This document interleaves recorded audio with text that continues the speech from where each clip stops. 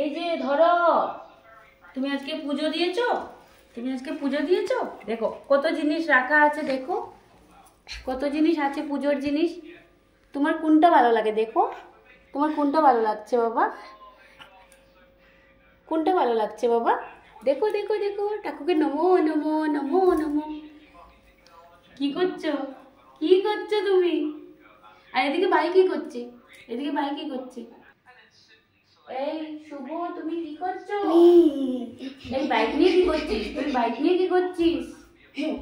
হ্যাঁ, তুই বাইক নিয়ে কি করছিস? বলো নমো নমো, জয় জয়।